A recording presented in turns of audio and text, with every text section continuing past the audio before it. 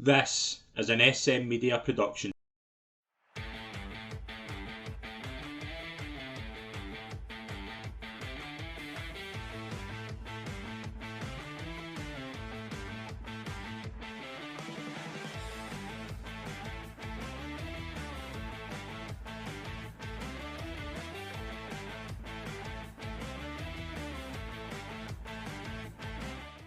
Hello, folks, and welcome to the latest episode of the Rangers Assessment right here on SM Media, your exclusive Rangers SM Media podcast. I'm Scotland Pike. It's a pleasure, as always, to be your host.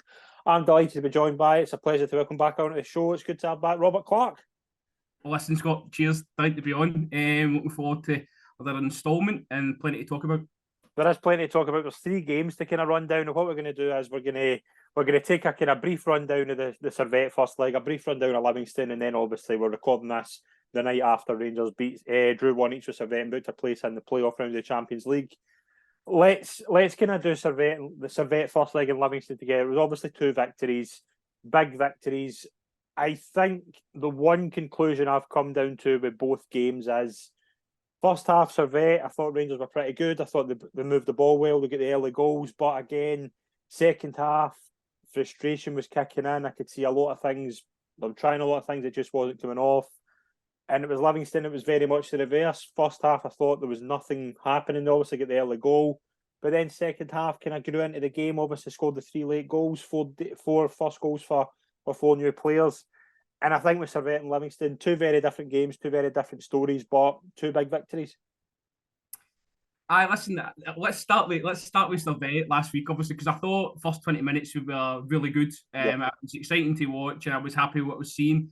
Then, sort of after the penalty, or actually probably after the Lammers miss, the game took a turn. Yeah, I would agree with that.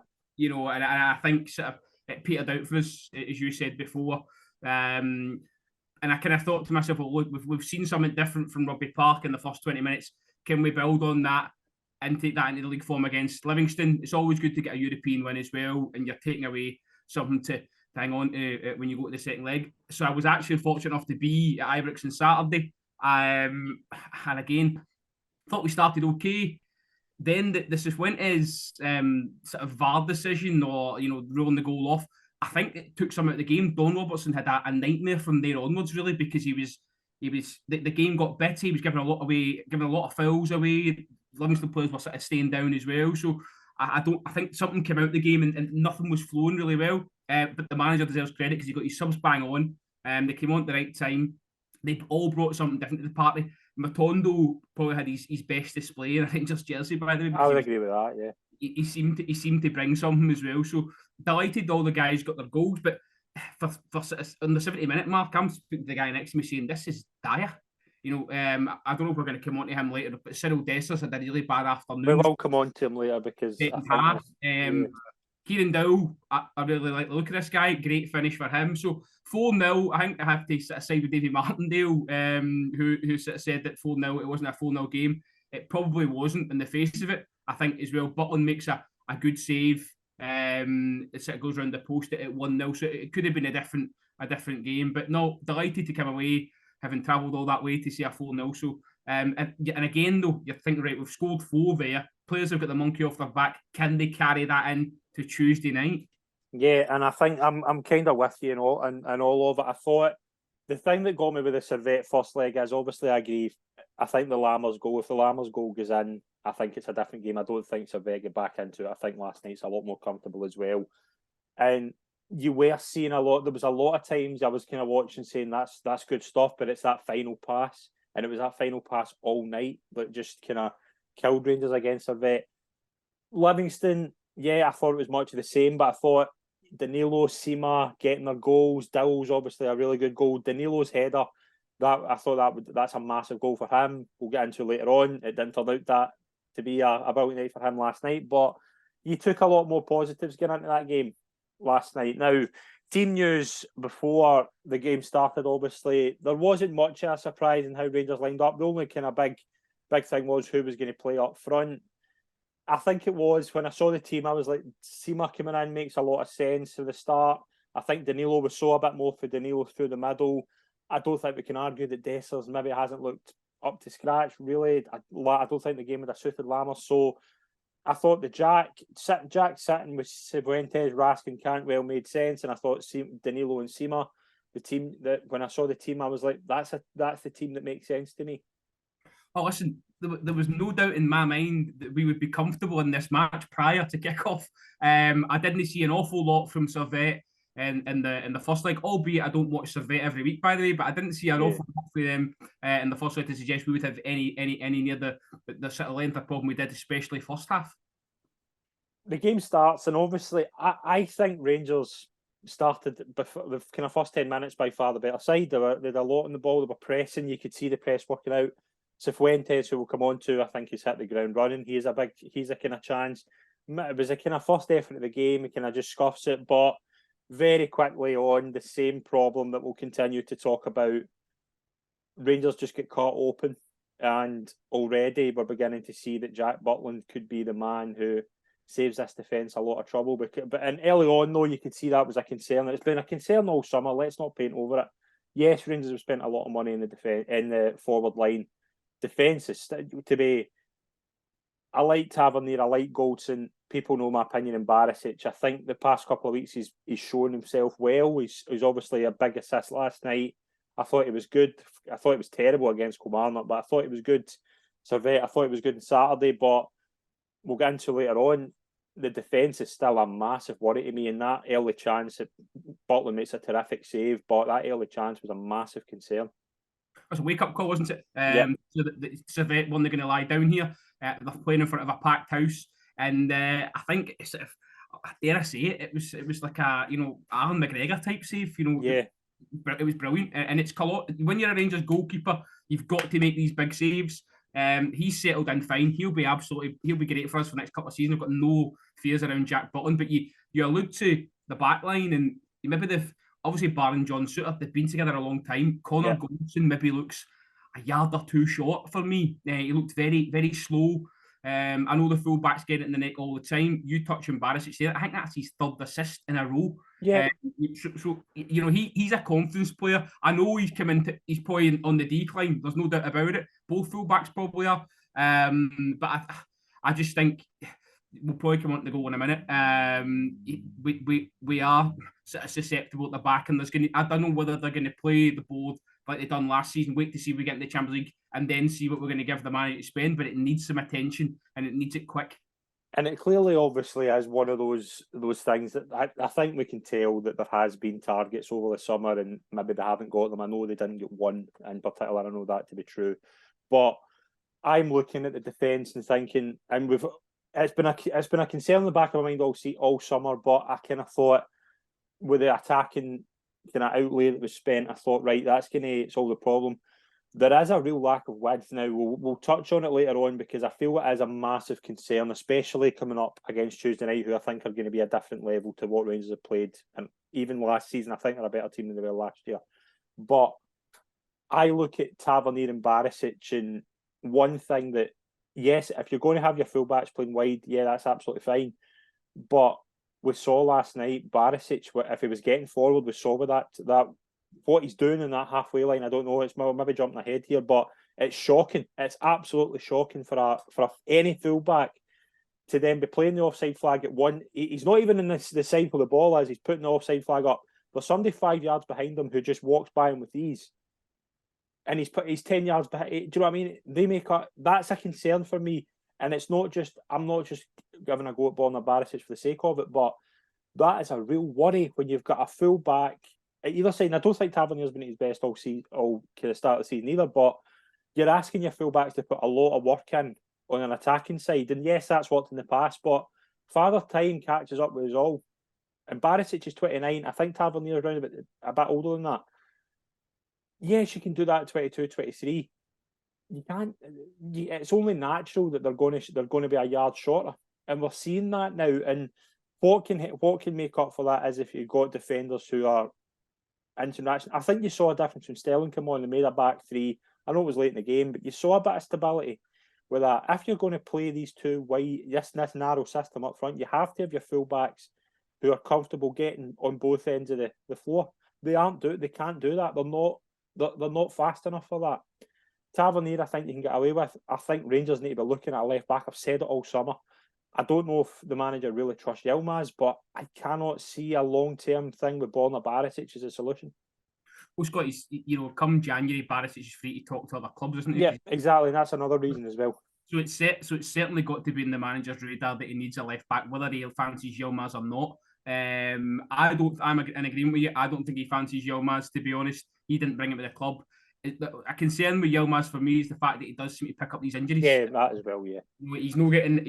I know he had a wee run at the back end of last season, but he just seemed. I thought this season he'd come in and command the jersey, and he hasn't been able to do that. So we've had to sort of rely on Barisic. People have sort of said, "Well, Adam Devine slotted in there." I don't think Adam Devine's the answer, and that's no slant on him. As you say, you're asking Tavernier and Barisic to do a job that they were doing 3-4 years ago. It's great use of the phrase "father time." By the way, I love that. You're right in what you say. It does catch up as well. So, my concern is it's sentiment again. We're playing these guys because Beale they're tried and tested. I feel for Tavernier to be maybe put on the bench or some time out, he's going to say to Michael Beale, I don't want to play in this game. It's going to be up to him, kind of thing. I don't think Michael Beale is going to pull him out. So you've seen he does come up big for the club. We are going to touch on that later on because I think that obviously the fullbacks have their strengths going forward, but I do think it's a worry, and it's something that I think over the course of a season, where Tavernier, we've seen with Goldson as well. Now the goal, I don't think it is just one mistake. I think it's the typical Rangers. Rangers aren't fancied next week because of this reason. Rangers could probably give PSV a game in terms of if Rangers click, I think they could probably give PSV a real kind of contest. But this will happen. These goals will keep happening. We saw it at Kilmarnock. How many times did we see it last season in big games? 4 or 5 schoolboy mistakes, and then you're 1-0 down, and it's just a gut punch. I'm not going to single out one specific player because I think there's 4 or 5 mistakes. It's a terrific finish, but this is the problem. The defence there's a mistake in all of them, and we've seen it for so long. I think, well, as you say, there's a sort of snowball effect of errors. Tavernier's got to get out. He's got to get out. Yeah. I don't think Cifuentes is innocent either. I think he needs to press it as well. Suter's not there either. Yeah. As you say, I can't remember for the life of me a time where both sides of the old firm are struggling defensively. They've both got massive issues defensively. So it is a worry for Rangers. I do think what you say about PSV, it's a different kind of threat. I managed to catch the last 30 minutes of the first leg. They're very, very quick. Now, I know there's links today with Bakayoko maybe going to Everton. I don't think PSV are going to... If I was Bakayoko, I would stay away from Everton. I would avoid that situation. I don't see PSV selling any of their crown jewels until they're qualified. It was the same last year, I think. It was the same. Did they not have... Was Gakpo not... There was a lot of talk about him. I know he didn't go till January, but it was the same last year. And again, it's a lot of these clubs will be, if we can get the money for the Champions League, we don't need to sell. Exactly. So, but as you say, our defence are going to be in a different different test on Tuesday, and you do worry. It is the only area concern. I kind of feel like Michael Beale needs to take some responsibility in terms of what you just said before about we probably could go toe to toe with them and give them a game, but I don't think the system is allowing these players to flourish. It's just not happening. I think the system from an attacking sense is. I think Michael Beale obviously. Last season when he played the system, he obviously played it with Matondo and Sakala, and it worked because they'd speed, they were able to go. Do you know what I mean? And it brought the likes of Cantwell in to kind of clear up that space. But I don't see Dessers doing that. Danilo, I'm not sure he can. I don't know. I've liked what I've seen for Danilo last night. I thought of the howler, but as we'll get into here, it's a terrific pass from Cifuentes. It's a pass deserving of a goal now. It's begging for it. It's absolutely begging for it. It's a total. Do you know what I mean? It's a total gift. And I've seen people saying, yeah, the bounce doesn't help him. I don't care. I'm already saying it, for £5.5 million. I don't care about a bounce. That is a sitter, an absolute sitter. It's a brilliant cross. It's a cross deserving of a goal. He should bury it. There's no other way to go. He should bust the net with it. especially as well off the back of getting his first goal at the weekend. You thought his confidence would have been high, but again, all the strikers look like they're sort of that they are sort of overthinking things, and that's maybe what comes into that. He's desperate for another goal, and he knows the. Well, in fact, I say he knows. I don't think any of these players have ever played with pressure like this. No. Losing at Rugby Park's not helped them. Then you've got the pressure that you've got to qualify for Europe, so it's all piling up on them. It's a real test of mental state. But as you say, I listened to Kenny Miller earlier, sort of saying, it's a more difficult chance than you think, but I'm not buying that. I'm sorry. As you say, it was that last season. I remember that conversation. Or Sakala, it was too quick. I'm like, no, you can't. It's an open goal. We'll get into later on. I think the Dessers is a chance as well, which I think I'm not going to pick in Dessers because I've seen glimpses of what he can do. I just think he does. I think he has to. I think you have to. I think Saturday's a perfect game for these players because you have to get. If you're going to play this system, then no disrespect to Morton, but that's a perfect opportunity to bleed them in. It's going to be an easier game. They're going to get a lot more chances. You have to play. I think Danilo and Dessers have to start together on Saturday. But I don't care what MD says. Danilo has to score that. Rangers are lucky before half time not to get 2-0 down. Another good save from Butland. I've already said my piece about the playing the offside trap. I thought that was an absolute disgrace, and I'm not ashamed to admit it. Servette's decision making is horrendous, though. Why he doesn't square that, I don't know. Well, listen, and they'll probably ruin a few chances as well. There are a couple late on, which I'm sure you'll mention, but listen, the offside, it needs to be something that's coached and spoke about because you're playing at a high level. Michael Beale could have sort of cost his team some budget there. So absolutely, he's got to score that, and he puts his team 2-1 up. Sorry, 2-0 up going into half time, and it's a really different sort of kettle of fish for Rangers coming back out. But fortunate, as you say, not to go in 2-0 down.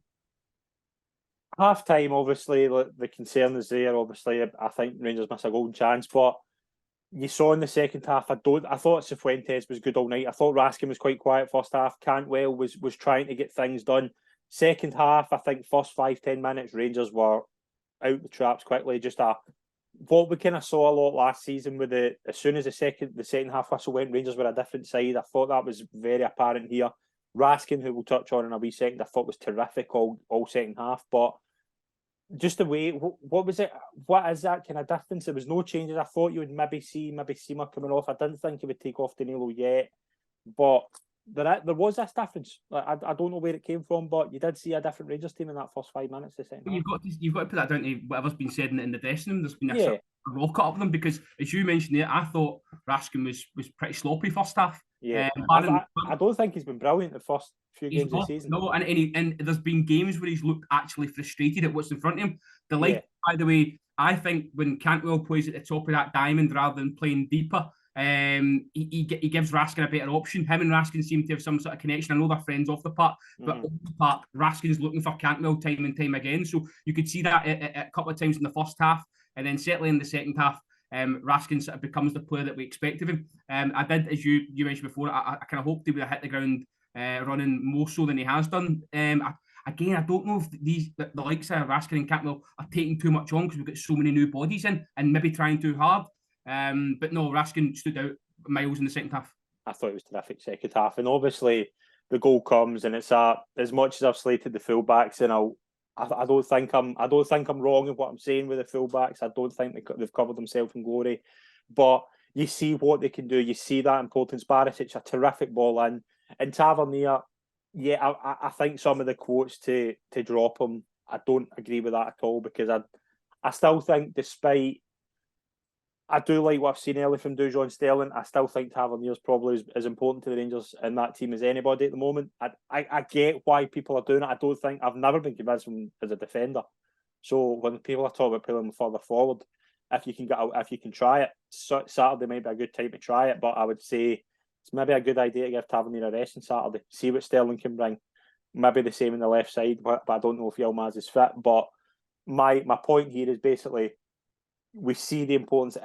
It's a magnificent ball. Tavernier is there again. How many times has he been there in big moments? And just like that, it's the first. I think just the way they came out second half to get that early goal in the second half. I think it calmed everybody. It calmed us watching it. And from then on, I just thought Rangers looked very comfortable for most of the second half. Listen, you mentioned the fullbacks were sort of rolling back the years. It's a peller of a ball from Barisic, so deep, takes their defence pretty much at the game, and Tavernier's at the back stick, and he comes up big in Europe. I know he's scored some good goals in the league, but he always seems to come up big in Europe for us. Whether it was the penalty in the first leg or obviously that goal last night.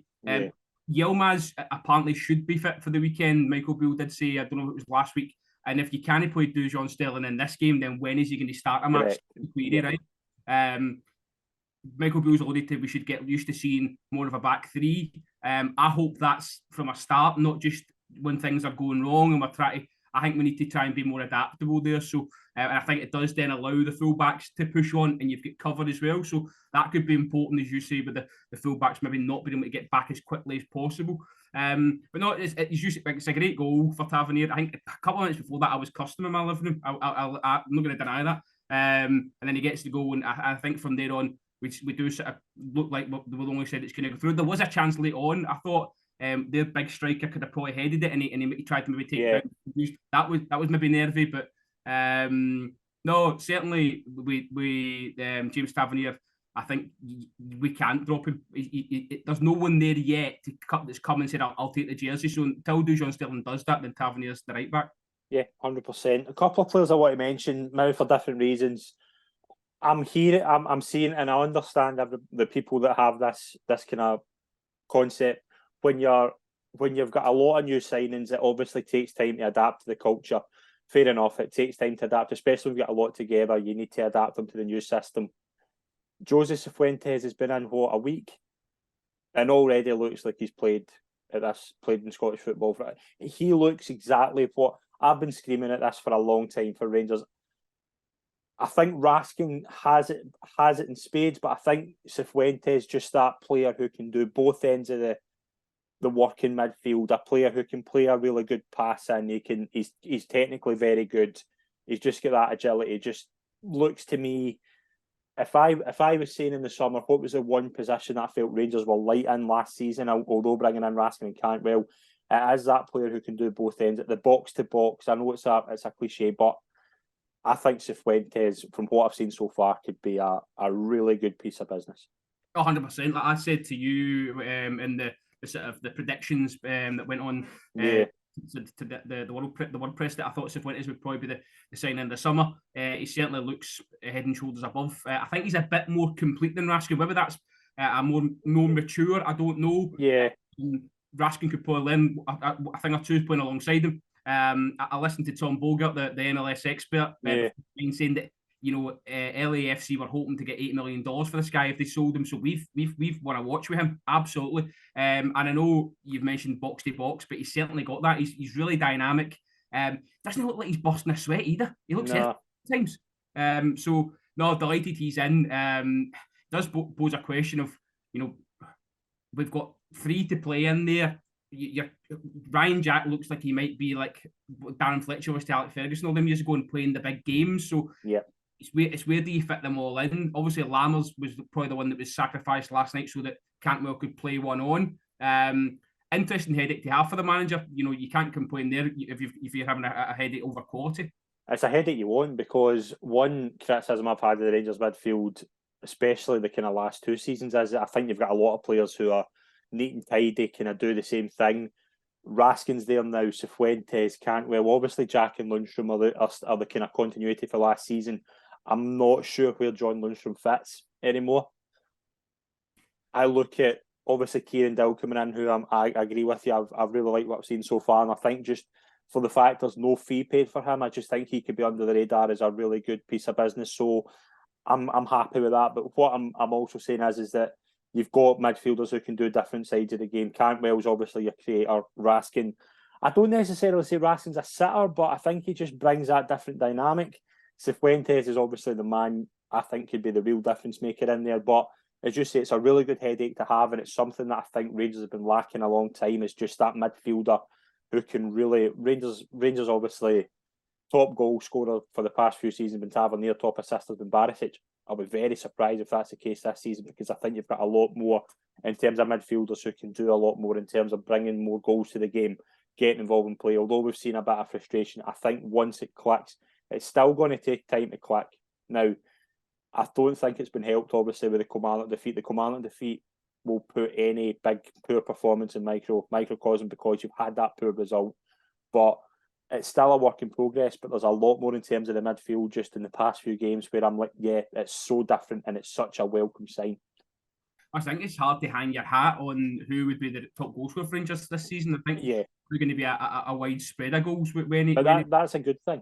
Yeah, absolutely. No, I agree with you. But with Kieran Dow, I'm kind of slightly concerned that he's doing that well off the bench that he might become an impact player. And that worries me a wee bit because I think he's got so much to offer. Yeah. I know he started the first game, but and again, I'm still not convinced I know where's best to play him. Because he looks great doing the dirty side of the game. He looks good in attack as well. Obviously the Livingston goal, he starts that off on the left-hand side, gets the ball back, and then he's sprinting, busting a gut to get on the end of it. So interesting to see how his appearances develop over the course of the campaign. Nico Raskin, I think that the best thing about Nico Raskin is he's brave. He just wants the ball all the time. Yeah.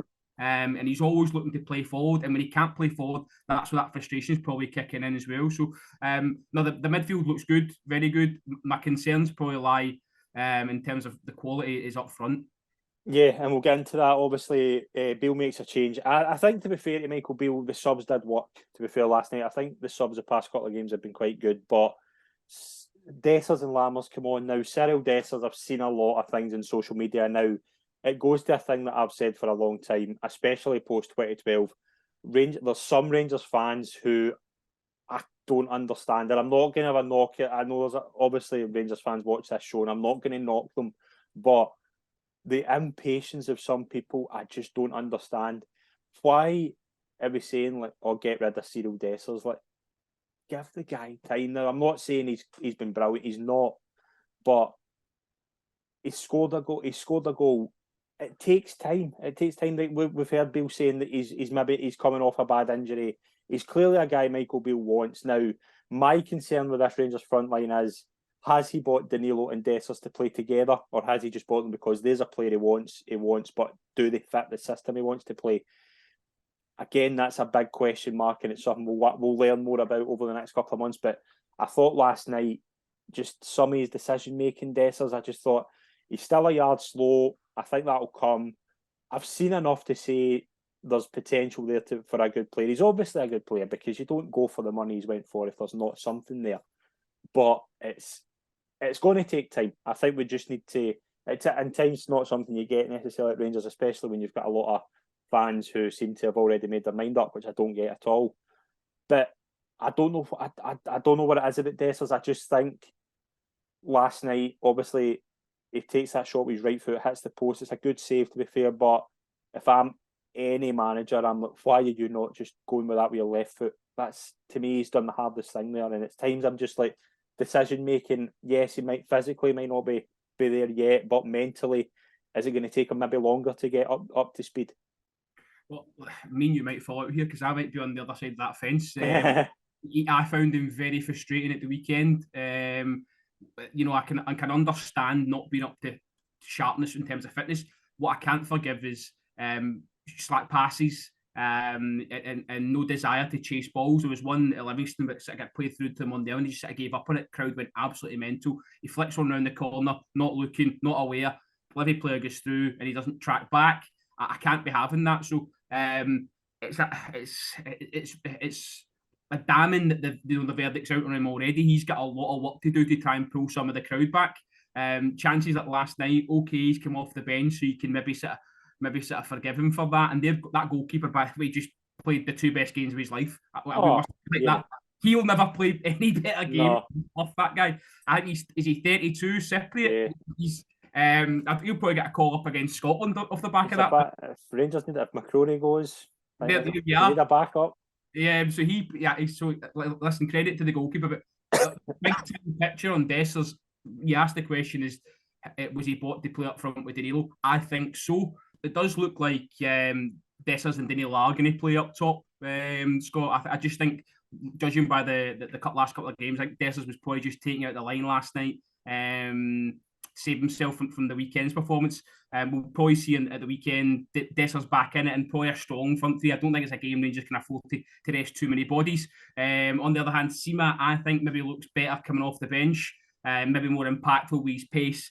Michael Beale did mention that he's the third fastest player in the Lagoon last season. That might become a strength of his moving forward. But certainly, as I say, I don't see many changes come the weekend, but I do see Dessers and Didal playing a lot more games together than not. What I liked about, obviously, like Lammer, I think Lammer's obviously, we see there's he's got a technical advantage that I think could be really good, but I think he could be the player that maybe is your kind of width option. That's why I look at, if you're going to have like a Lammers, whoever's going to play that kind of number 10 role has to have a width leverage, shall we say. I'm really concerned about the lack of wingers. I think it is, whether he's not going to play with wingers or not, I still think it's a good option to have some. Matondo's still a work in progress. Sima, I don't necessarily. I think I kind of with you in the impact sub thing, but I still think there is a need for a winger. Whether it's a 40, 50 games a season player, I don't know, but just one who can kind of, in those games where you need width, because I don't think you can't rely on the full backs for width all season. I still think there's room, whether it's a loan or something, I don't know. I just think you need maybe somebody coming off the left. I would say that's a big area that Rangers need to look at between now and the end of August. I think, is Michael Beale going to change the system though? He seems to be hell bent on playing this diamond, if you want to call it that, and I just don't see him switching from that this year. He's got it in his mind. I think it could be costly, I'm not going to lie. It doesn't fill me with an awful lot of confidence. I agree with you. I kind of prefer this playing maybe the 4-3-3 with the wider players, but we seem to have sort of deviated away from that and gone for this new system. I don't feel it's working. I don't feel it's getting the best out of the personnel. You are struggling to see where the personnel fit in and get the best out of them. Yeah. And that for me is a concern, because as you said earlier on the podcast, you don't get time at this football club. The games come thick and fast. A draw is a worry, a defeat's a catastrophe, and all that carry on. So, I just think, I don't think we're going to get a winger, to be honest. I think that the news that Scott Wright's probably going to stay. It's a fact though. I know I'm not being disrespectful to Scott Wright, but he's not the answer. And I'm willing to give Matondo the benefit of the doubt, although I've not seen enough to say he can be a big part of this team. I still think there's a player there. Scott Wright has a level. It's not Rangers level. No disrespect to him. I don't like saying that about any player, but there is a level at Rangers, and he's not there. And keeping him, I don't understand it. If you've said all summer, yep, he's one of the players that we need to move on. He's already been at a Turkish club. I don't know what's happened there. I kind of have my suspicions what's happened there, but I don't think. I think it's very difficult for a player, if he's been told he can go, to then come back in. He's not. Are you bringing on Scott Wright with 20 minutes? That's a bad look for the rebuild. If you're still at that stage where let's find Scott Wright on, that's a concern for me. Well, I think just to touch on the Turkey thing, I think he was maybe said, "Come on, son, there's a move to Turkey there. Go and have a look." And he's just obviously no fancy it, maybe for his family reasons or whatever. And that's fair enough. I do think, however, they've been quick to come out and say he's staying. I think he could be one late on in the window when maybe a championship club's coming for him down in England. That might be more suitable for him. I know Preston were linked early on and they maybe couldn't get, I don't think they met the fee that we wanted. Now they know we've already accepted $500,000. It's there for the taking. So, but I still don't even Scott Wright went. I still don't see he's bringing in a winger. I really don't. I think, as you maybe sort of hope that Sam Lammers could be used in a wide position. But again, I don't see the manager changing his shape. I think he's just hoping that that it does just click. And for the time being, it's as I say, it's a worry for me. We've got an Old Firm game coming literally around the corner.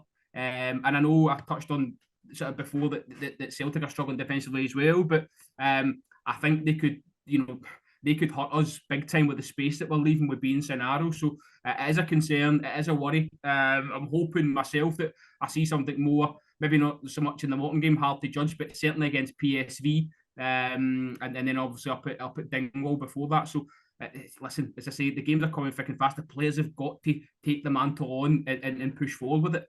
Yeah, and you mentioned there, obviously PSV, obviously the rewards of last night, £5 million, fair enough. I think you should be hoping to get more than that, but it's £5 million in the bank. That's fair enough. It's a fair point. But the reward for a win over Servette in 2 legs is a return tie with PSV Eindhoven. Now, I don't think I'm going out on a limb here. I'm an avid follower of Dutch football. I think this is a far better PSV side than Rangers come up against last season. 100%, without a shadow of a doubt. And there's a case to say that we've maybe regressed a little bit. Yeah, I would. That's kind of where I was leaning towards as well. So it's we maybe sort of hung on in Eindhoven in the second leg, and obviously we got that goal and put us through. The only sort of thing I say that's gone for the Rangers side is obviously PSV taking time for revenge. That might be some sort of pin up in the dressing room wall kind of thing. But if I'm honest, I think they've got a stronger spine than us currently. As I say, I saw that wee bit of the first leg. They look frightening at home. They've got Singari, Veerman.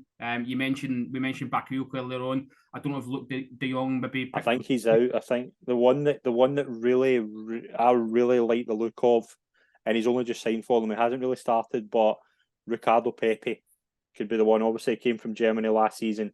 Right. Okay. If he's got, I think he could be a real interesting option for PSV. There was a young sort of 17-year-old that played in the first leg. I don't know his name. The commentator was saying, I remember this kid, and he was another sort of lively player. They've got a lot of pace in the side. Yeah, there's a lot with this side. Obviously, it's fair to say, obviously, with Marseille going out, Rangers have got the bad side of the draw. I don't think that they were really good the other night. I think the player you're talking about is Isaac Babadi. Right, okay. I think he scored in the first leg. I think he could be one. The concern, obviously, for Rangers is, as you say, coming up against a really good side that early when you've still got teething problems. It's difficult because you've got players in there like Lammers and Dessers who have only played in Dutch football a couple of years ago. They might have, and Danilo obviously playing in it last season. They know what they're up against. Now, that's where I find it really interesting. How do you approach it? We'll kind of do a preview in the next episode of the PSV game, but I look at PSV as very much a 4-3-3, 2 wingers. Rangers need to match that. Rangers need to. If Rangers make a silly mistake, they've only themselves to blame. But Rangers have to match PSV because it's going to leave a lot of space for a lot of really promising attackers. Their wing backs are pretty good when they can sometimes go to a 3 with Singari playing as a kind of sweeper, similar to what Lundstrom did in the Europa League for Rangers. That's a massive concern to me. As you say, if it's a narrow midfield and there's not a lot of width in the forward areas, that's going to get exposed. Listen, you'll know from the off how Michael Beale's going to tackle this game by his lineup and his formation. I don't see us going 4-3-3. If anything, I think you might start with the 3 at the back, and obviously then sort of covering with your fullbacks pushed on to try and offer a bit of support. But I don't see us going man for man. I don't think we've got the personnel anymore to do it. It would mean having to start a Matondo or a Scott Wright, and that's just a no-no when you spent all that money. So am I right in saying, did Danilo play under their manager last season? Yes, Peter. He could have. Yeah, he probably did because Peter Bosz was there beforehand. Yeah, that's probably right. So there's another. Yeah. Yeah, I'm just wondering. I'll be honest. I'll ask you the question: do you really want to get into the Champions League with this squad? It's a tightrope of a conversation because obviously you want the prestige and you want the money, etc. But at the same time, I just kind of felt last year we were getting pummeled on a Wednesday and not recovering on a Saturday, and then going again and again. I think it was detrimental to the domestic season. So, I think the big thing for me is obviously, if you'd said that 3 weeks ago, I would have said deep down no. I think if Rangers can.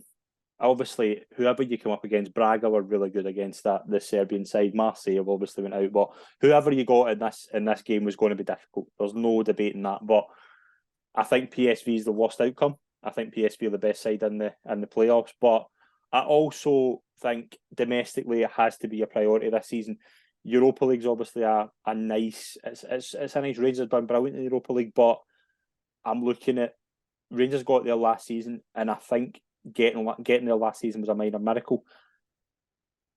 We saw last season against USG, they weren't great first leg, obviously came to life in the second leg. They weren't great in the first leg against PSV. It was two kind of, I remember the goalkeeper were an absolute howler for the free kick, if you remember. He's still their goalkeeper, by the way. I've not been convinced by him. So he could be an option to attack. But it's a work in progress. Deep down, I don't see Rangers get qualifying. I think PSV will be too strong, but I want to see something. If it's like what we saw last season in the Champions League, the doings Rangers took, the 7-1 against Liverpool, Napoli tearing them to shreds easily. If it's a doing like that, I think it's a real concern. But if Rangers give some account and it's a narrow defeat, then I think there'll be positives to take. But deep down, I think being in the Europa League, I don't see the harm in it, especially because domestic has to be a priority this season. So does the Champions League take away from that? I don't know, but obviously financially it would be an ideal place to be. But right now, I think domestic has to be your absolute priority. So I'm not going to say Rangers. If Rangers get to the Champions League, I'll be delighted. But I'll also, in the back of my mind, think, would you rather have a finished third in the Champions League, or would you rather win the league? I know the answer to that question from my perspective. So 100%. I see both sides of it. But the other question, Scott, is like, if let's just say that Rangers get through and both Rangers and Celtic are in the group stages, and both are not expected to get loads of points and victories in this level. That just goes again detrimental to the coefficient. Which we've done, Rangers particularly have done so well of course. to come up over the last few years. You saw early on, Hearts not doing so well at Rosenborg, who've sort of fallen. They're not the name that they once were. You don't expect Hibs to get through. Should they do the business in Switzerland as well? So it's a tricky one. All we can ask is Rangers are still in the tie in the second leg. Yeah, absolutely. And I think obviously playing at home will help first leg. It did. I think it did, even though it was a 2 each. I think having that advantage. The big difference, I think, between last season and this season is the big thing I liked about Van Bronckhorst, and I think it was the reason they did so well in Europe, was he looked at one-off games. That was the reason Rangers. I still maintain he was the reason Rangers got to the Europa League final, because he knew. Like, I look at Braga. I remember against Braga in particular, Van Bronckhorst was getting hounded for not playing Aaron Ramsey, but it came out in the second leg and just tactically knew what to do. I'm not necessarily sure Beale has that kind of one game mind, so I would be concerned about that. But I also look at it and think this is a really, really good side that Rangers are coming up against, and there's a lot of concerns on all ends of the Rangers team. Defence in particular. Defence is more worrying for me, because there's a brain fart in there. But forward, I don't know who you go with. We'll do a wee look at Saturday's game against Morton, but I don't know how he lines up, because I think there's problems with everywhere. Like I don't think there's a Dessers, Danilo. If Dessers and Danilo play, where's your width? If Slammers and Seema play, and you got that, is Danilo going to be ideal on his own? There's a lot of question marks for me. Are the question marks just on personnel, or the question marks on manager as well, Scott? Because I've seen a couple. And this type of game, manager, but I still think Beale's the right man. I still absolutely believe that. But last season, I just had a feeling with Gio in these type of games that he would know what to do. Beale, I'm not 100% sure on in that regard, and it's not a knock on Beale. It's just a different. I think these games, these type of games, particularly in the first leg, you have to have tactical prowess, and we're seeing the system isn't working. Let's not beat around the bush here. The system Beale wants to play, this narrow 4-1-2-1-2, isn't working. It's not working domestically. It's not really working in Europe either, because Rangers should have been out of sight against Servette and they weren't. So you've got a lot of guys still stepping in each other's toes. Now, it might work long term, but I think this is too much of a test too soon for it. No, that's not what I agree, and I do have a sort of a niggle at the back of my mind that this system might cost Michael Peel's job at some point. We might not see the best of these players until maybe another manager, but let's see. We're way too early for that. Let's wait till the 4th of September to make that assessment. For later on down the road. But no, To answer the question, I just think that he's going to have to adapt, as you said, to PSV's formation and style. Whether I don't see that being a 4-3-3, I think it's more likely to be the three at the back and combat that way. And I wouldn't have an issue with that, because I think if Bakayoko's still there, I expect him to be. If Yobi Vertessen, who I think is quite good as well, I think they are obviously two really good wingers. Rangers are going to need to contain that. Now, if you go with three at the back, it's who you put in that third. That's because I don't think Raskin. One thing about Raskin is I don't think he's going to be a sweeper type thing. So I don't see that working. Ryan Jack, I don't think either. So it might have to be John Lundstrom. So are you sacrificing somebody further forward? Because I don't see how you can drop any of Raskin, Cifuentes, and Cantwell at the moment. But you might have to. You might, for this type of game, you might have to. It'll probably be Cifuentes, but it's a game that you can see a John Lundstrom coming in. And well, I agree with you there, because he's got that versatility. I would like to see maybe a bit more solidity with maybe Big Balogun back there, but no, I get what you're saying. Lundstrom gives you that sort of in and out, doesn't he? So, and it's more adaptable that way, because you can change when you're attacking. Yeah. You've probably called it. It's I don't know, we're 10 days away from it, 12 days away from it. You've probably called it, to be fair. So I can see it. Right. Rangers have a game on Saturday before PSV, and it is a visit of Morton in the Viaplay Cup last 16. Robert, we've looked at League Cup games in the past, particularly at this level, and thought, right, we might see a lot of wholesale changes. I think you'll maybe see 3 or 4. I think that's a perfect opportunity, like the likes of Dessers, Lammers, Danilo. That's a perfect opportunity for them to play together.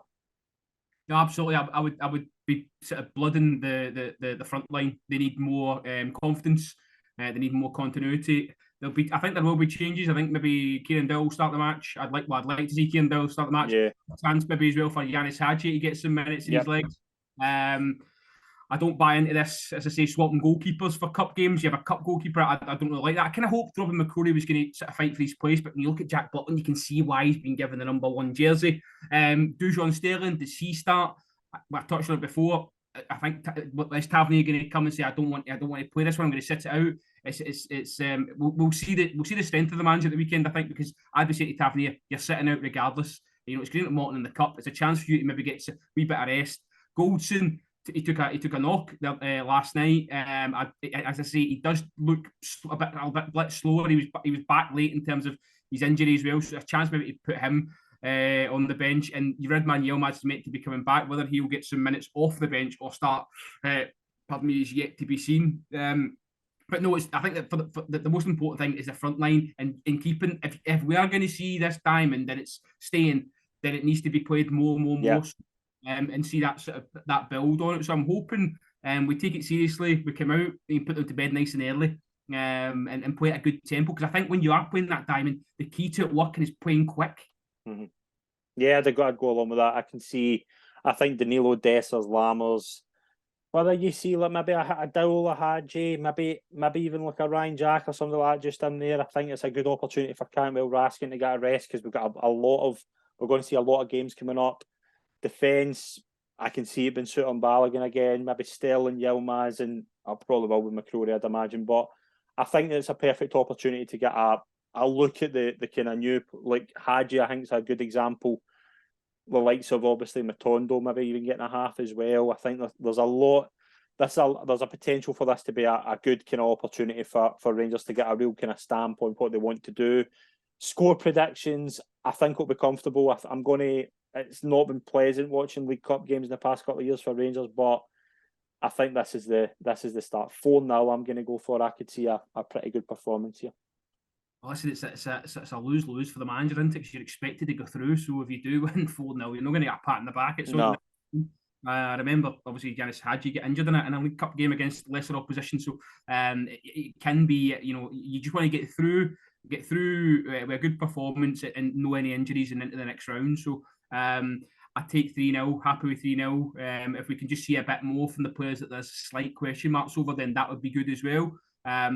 One man we haven't mentioned, an attack option is Kemar Roof. On Saturday, Kemar Roof was obviously warming up, and I think he looks in decent shape. I don't know if he wasn't in the European squad, so that's why he's obviously not, featured last night. Could be a perfect chance for him as well. It could be. 100%. Yeah, absolutely. I think it's going to be interesting. We'll be back on Monday to look at the to recap the Morton game and obviously look ahead to PSV. Robert, I can't thank you enough for being on tonight, mate. Apologies for my Wi-Fi. I'm going to spend a lot of time editing, but thank you very much for coming on, mate. It's been a pleasure. Well, listen, anytime. I enjoyed it, and hopefully get the win at the weekend. Absolutely. Thank you very much for tuned in. Please follow us on social media and subscribe to our YouTube and podcast channel. We'll see you all soon. Cheers.